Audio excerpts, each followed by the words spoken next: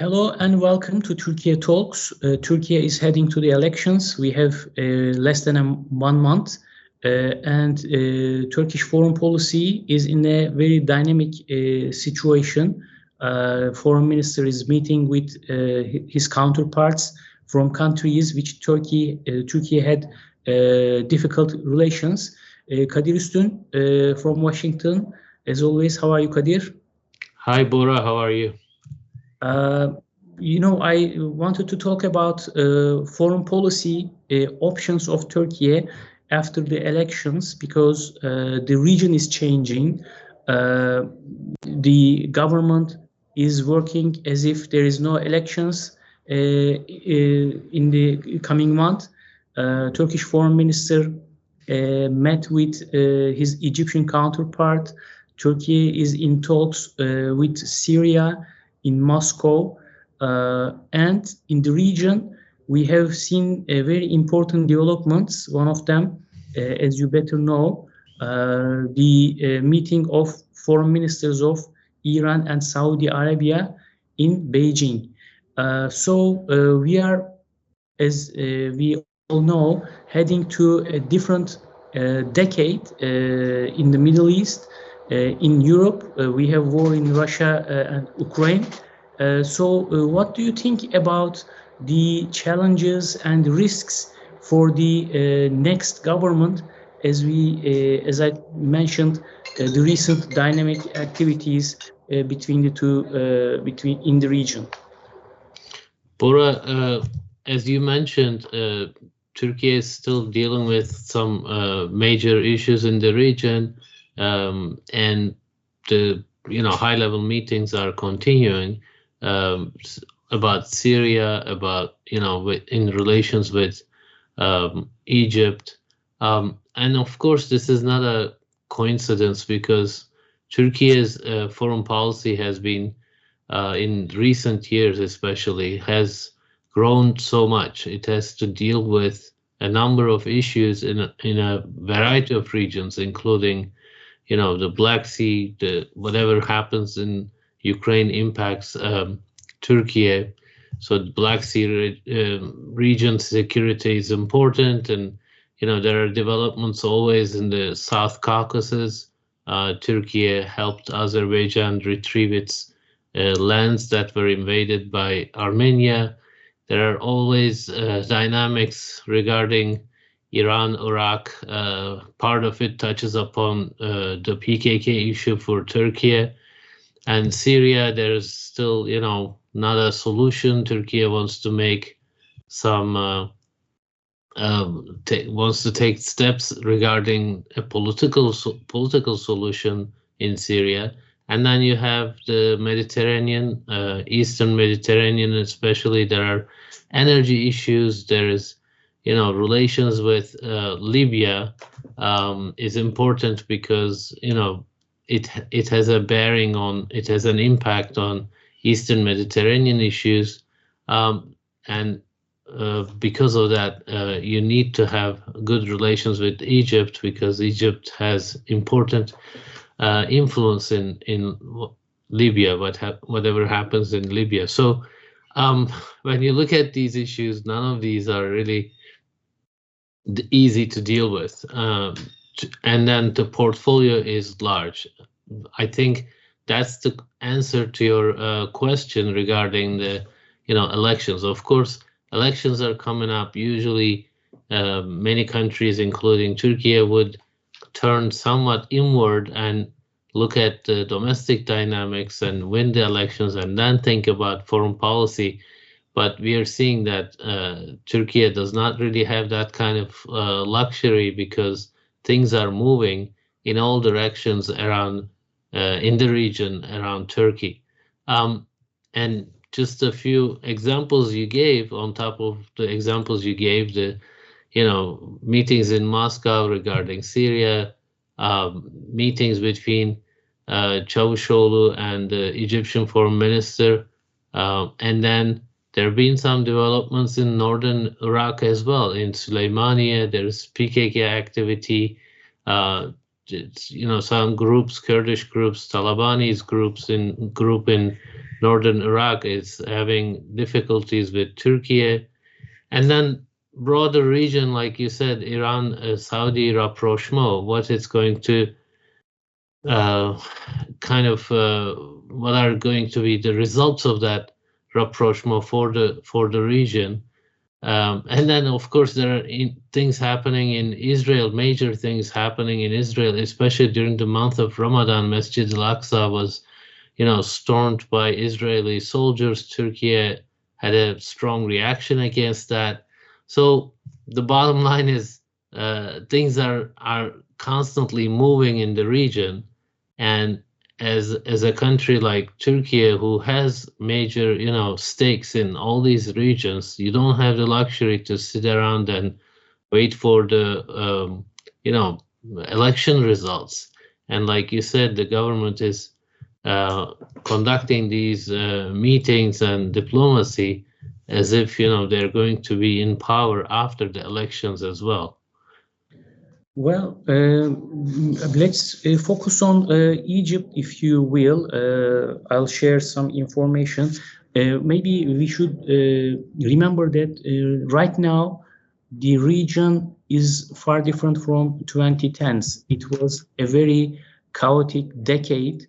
The major issue was the governments, the regimes, long-standing regimes, they fell apart one by one.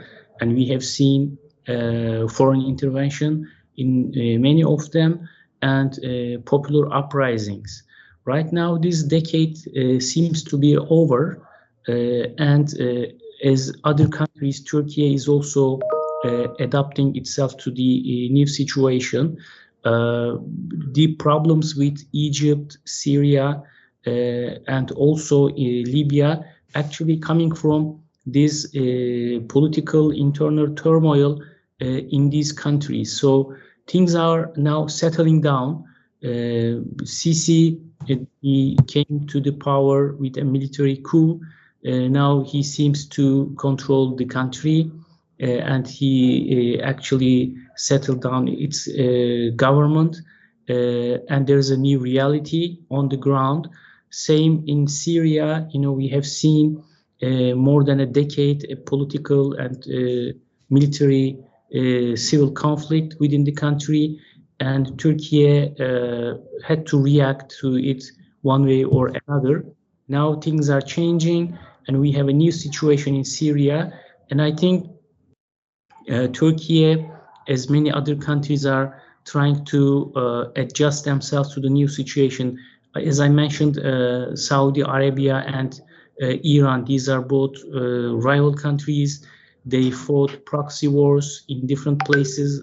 Yemen, for example, one of them, and after the meeting between the foreign ministers of the two countries, now we are talking about a possibility of a settlement in Yemen as well. So in this situation, the foreign minister of Egypt, Semih Shukri, visited Turkey twice, one after the earthquake and one recently. And Çavuşoğlu, Turkish foreign minister, was also in Egypt. And now they are talking about, sending ambassadors.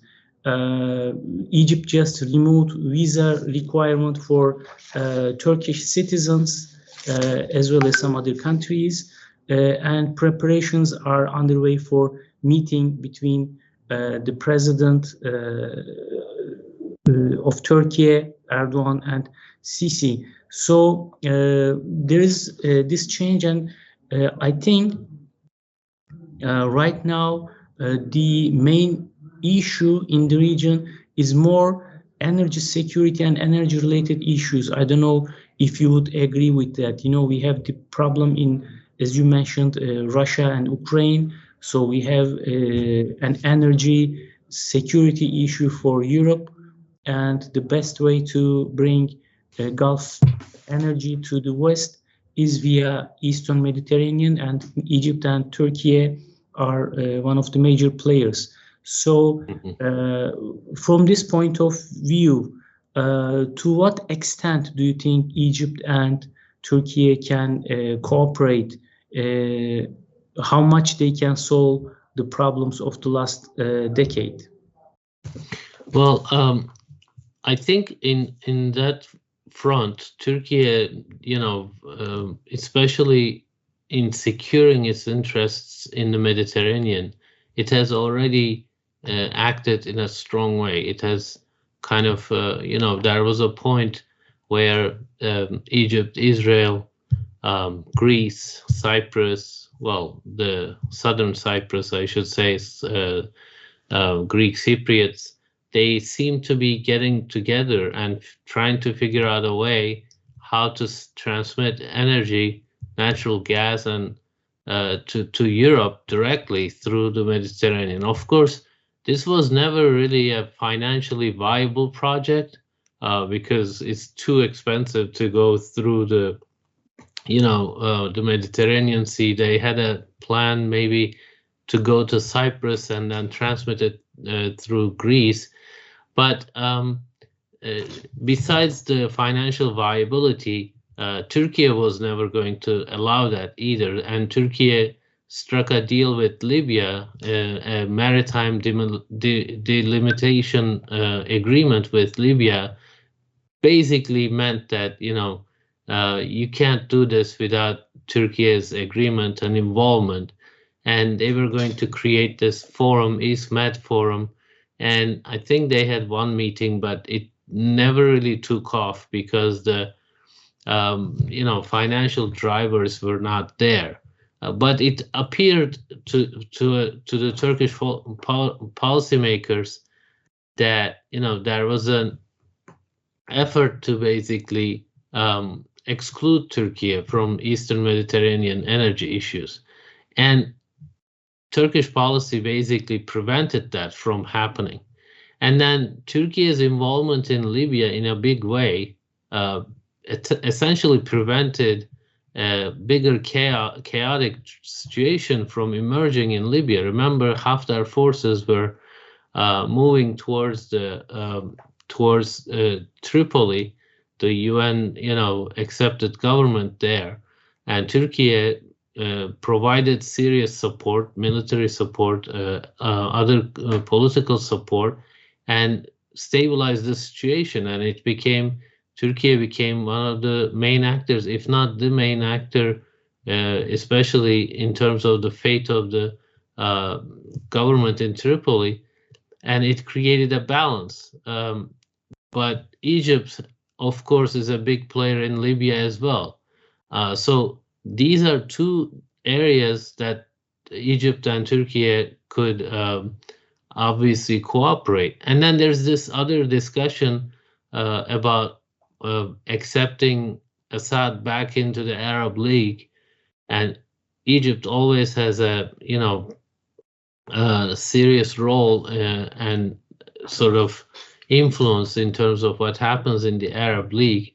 They are financially, of course, at a more disadvantageous position vis-a-vis Saudi Arabia and other powers in the Arab League. But still, what Egypt says and does matters for Arab affairs in general.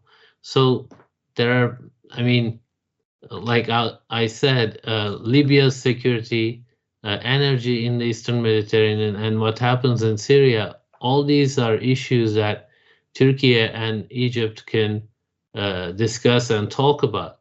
Like you mentioned, Sisi came to power through a military coup. Turkey was seriously opposed to it, and there was an understanding that Sisi, at some point, it looked like he was going to lead the country into a more chaotic situation. There was a lot of destabilization, and there was a lot of sort of going after the opposition, the Muslim Brotherhood, etc. And a lot of international observers were worried about that, what happens in Egypt. But it seems like he's, being able to keep things under control. And of course, it's not a country, it's not a situation where, like you said, those protesters in the street really hoped for. But for the regional dynamics, it remains a stable country, and that matters to the United States, to Israel, to Arab League. I don't think, to be honest, that Egypt can deliver a lot of tangible things quickly for Turkish purposes, but at the same time, not speaking to Egypt and Egypt kind of aligning with other powers and excluding Turkey is not a good situation for Turkey. I think those are some of the dynamics that push forward this normalization between Turkey and Egypt. And we discussed this many times before. Turkey has been conducting some other normalization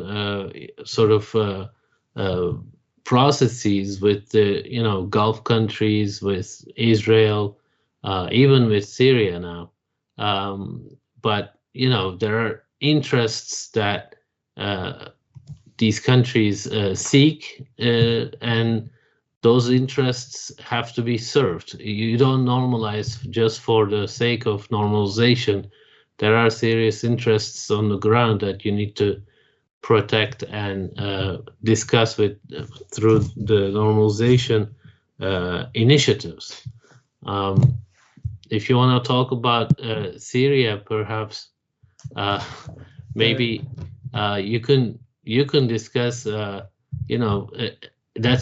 That's been one of the major election issues, Bora, right? The return of refugees, the PKK issue. How?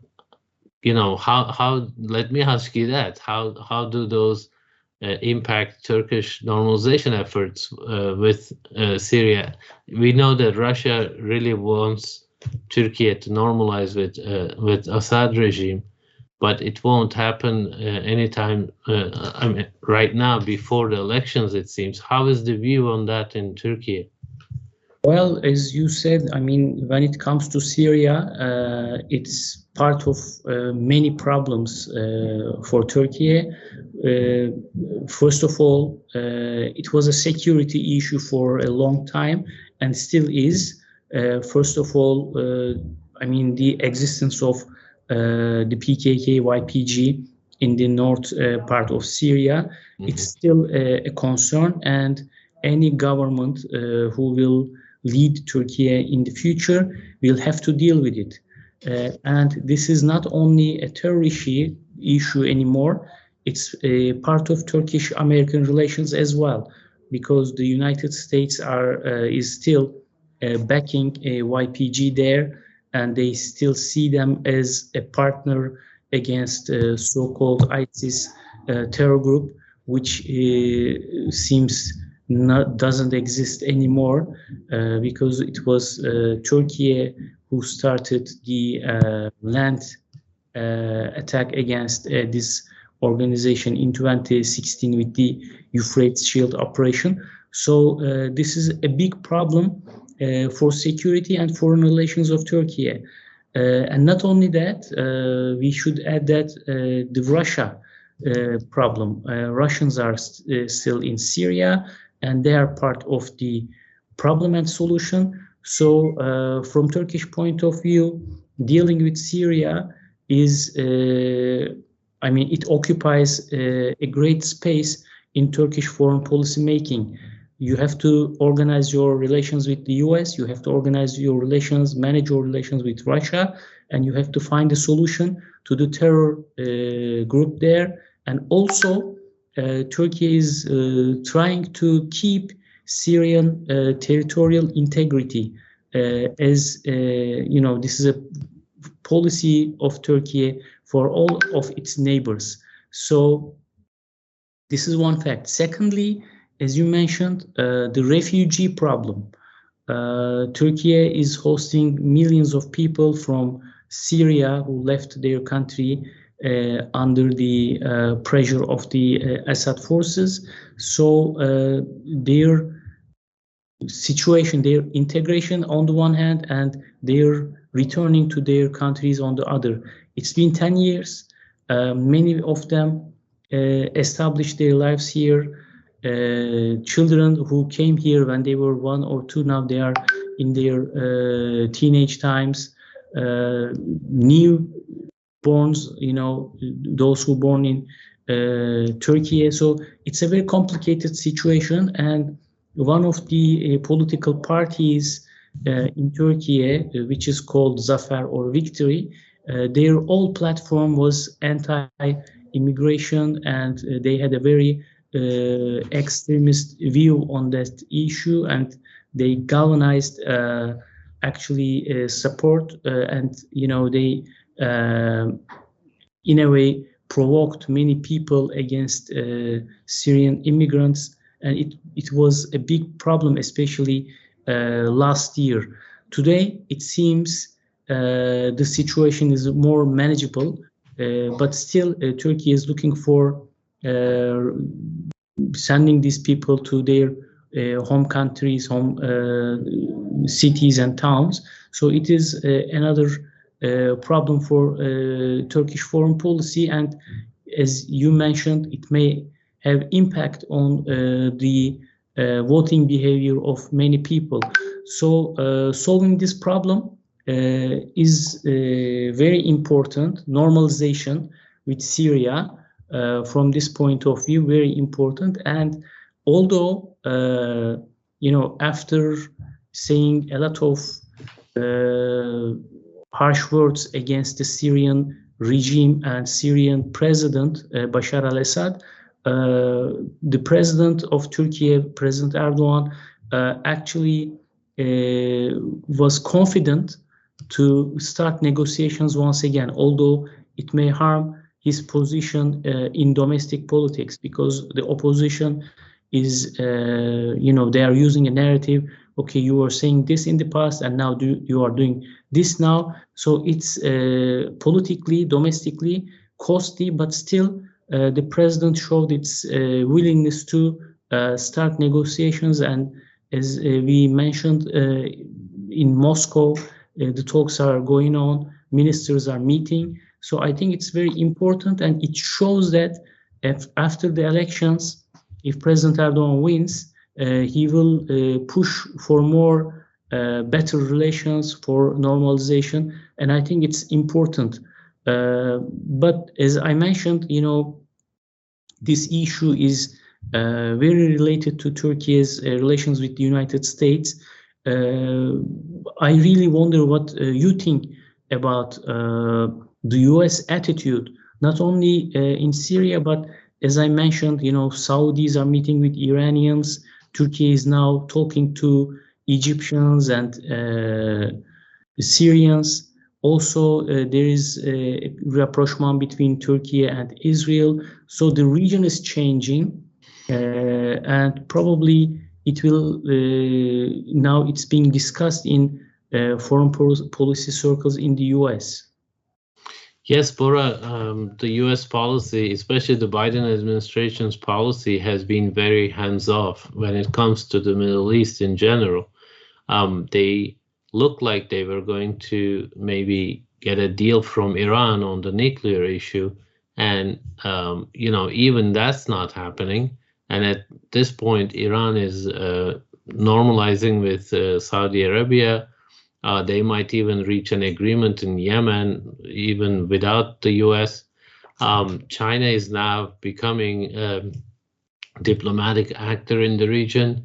I think the Washington is having a hard time in conceptualizing how to confront China. They at some point, Ukraine, the Western support in Ukraine was a strong message to China about Taiwan. Kind of like saying, don't dare entering Taiwan.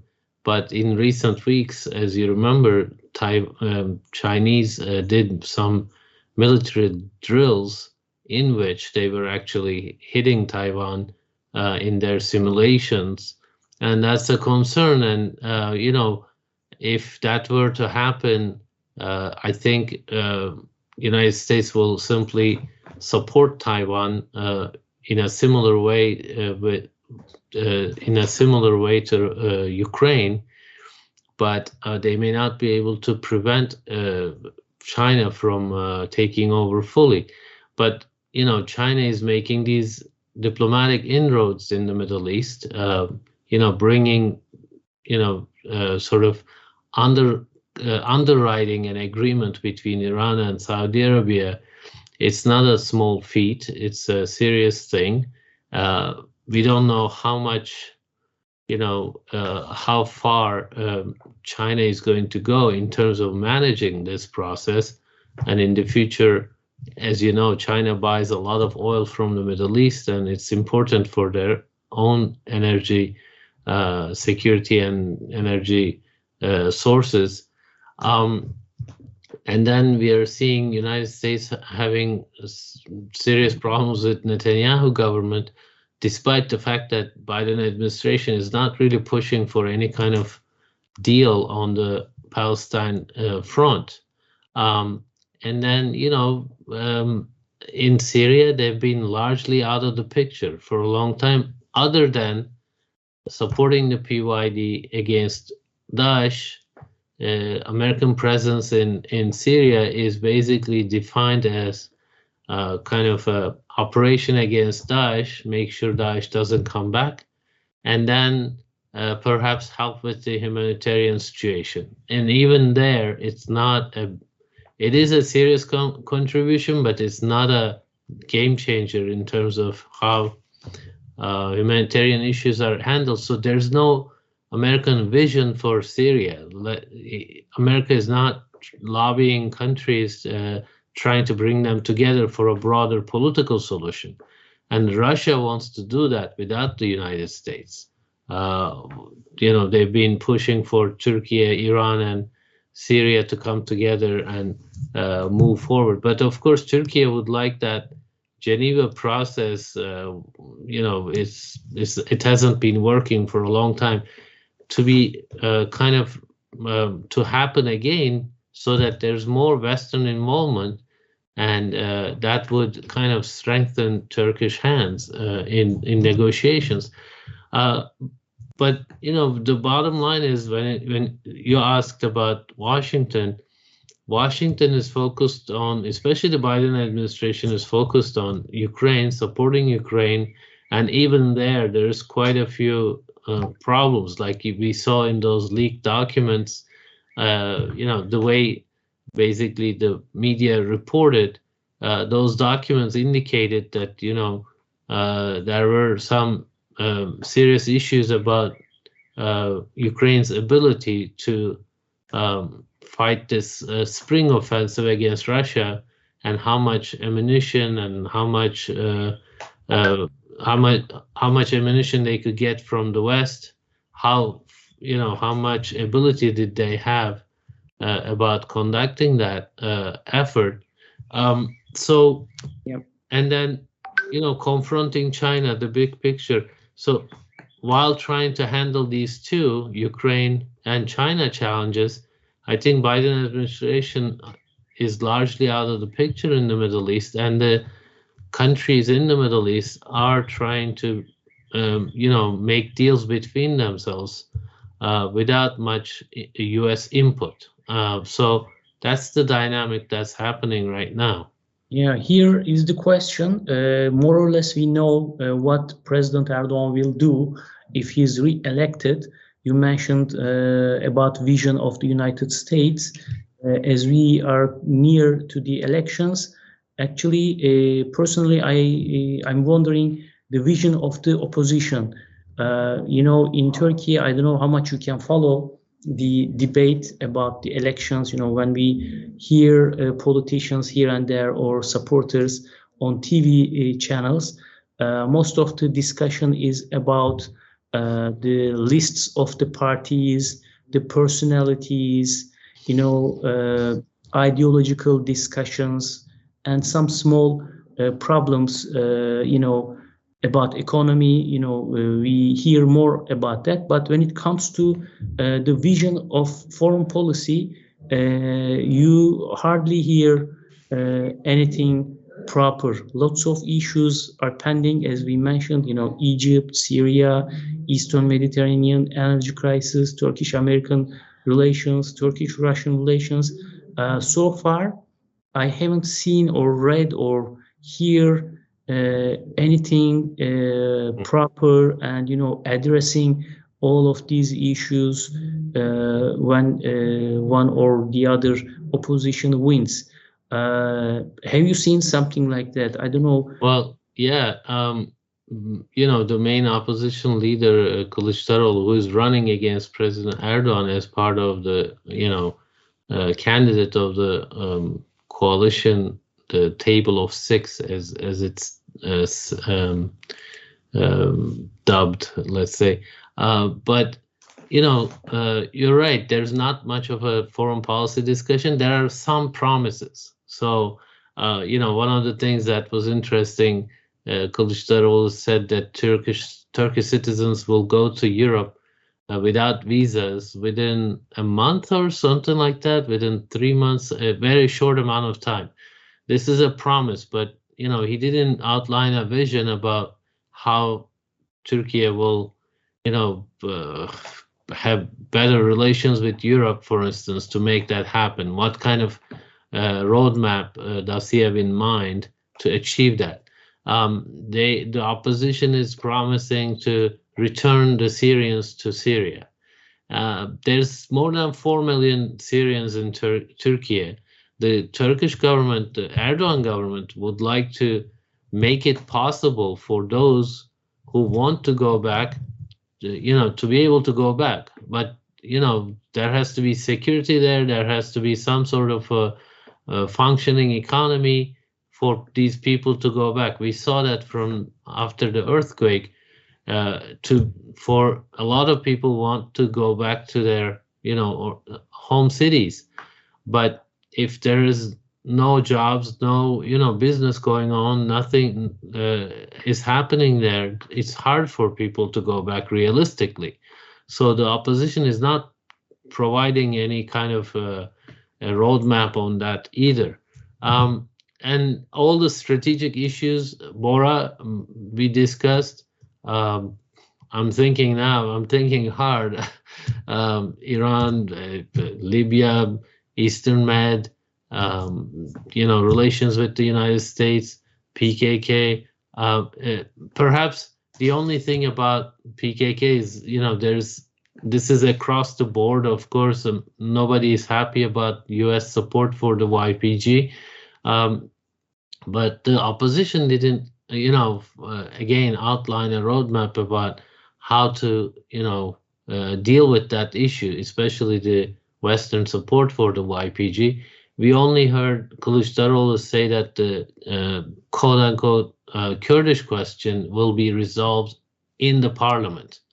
And he made that promise, but again, it's missing a lot of details and kind of how he's going to achieve that. Of course, like, details doesn't mean you're going to exactly tell us how you're going to do meet specific things and what you're going to do.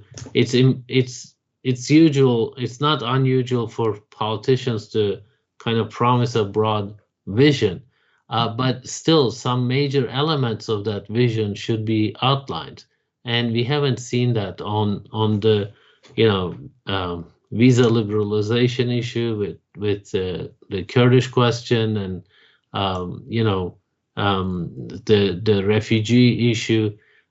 So I think we should note that, Bora, maybe that, regardless of which government comes, some of the major national security interests will remain the same.